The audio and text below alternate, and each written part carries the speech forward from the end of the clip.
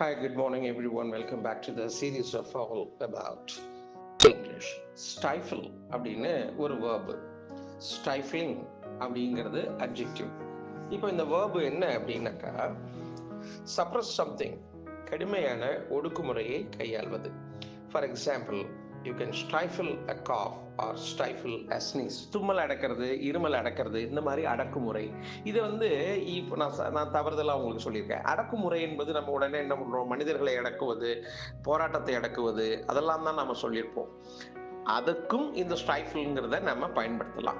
இந்த யூசேஜில் அவங்க கொடுத்துருக்கிறது ஸ்டைஃபில் அ காஃப், ஸ்டைஃபில் அ ஸ்னீஸ்.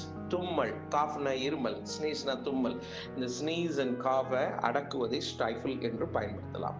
இப்போ ஸ்டைஃபிலிங்னு ஒரு அப்ஜெக்டிவ் இருக்குல்ல, அதுக்கு என்ன அர்த்தம் அப்படின்னா ரொம்ப அசௌகரியமாக ஃபீல் பண்ணுறது. எதுக்காக? Extremely hot, unpleasant, a situation that makes you feel uncomfortable. ஒரு சூழ்நிலை உங்களை அசௌகரியமாக உணர வைக்கிறது என்றால் அதை ஸ்டைஃபிலிங் என்கின்ற இந்த அட்ஜெக்டிவ்னால் பயன்படுத்தலாம். For example, you might describe a room as stifling if it is too hot or crowded. ஒரு ரூம் ரொம்ப நெருக்கமாக இருக்குது, கச்சகச்சன்னு இருக்குது, ரொம்ப கூட்டமாக இருக்குது அப்படின்னாக்கா, if you feel uncomfortable with that, டெஃபினட்டாக அப்படி தான் நம்ம ஃபீல் பண்ணுவோம். அந்த அசௌகரியத்தை அவ்வாறாக உணர்ந்தால் அதனை ஸ்டைஃப்லிங் என்று பயன்படுத்தலாம். The room is as stifling if it is too hot and crowded.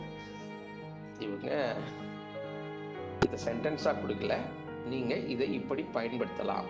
ஒரு ரூம் வெப்பமாகவும் ரொம்ப ஓவர் க்ரௌடடாகவும் இருந்தால் that room is stifling really அப்படின்னு பயன்படுத்தலாம். இதை இப்படி பயன்படுத்தலாம் என்று காண்பித்திருக்கிறார்கள். இது எக்ஸாம்பிள் சென்டென்ஸ் அல்ல, உதாரணமாக இப்படி பயன்படுத்தலாம் என்று காண்பித்திருக்கிறார்கள்.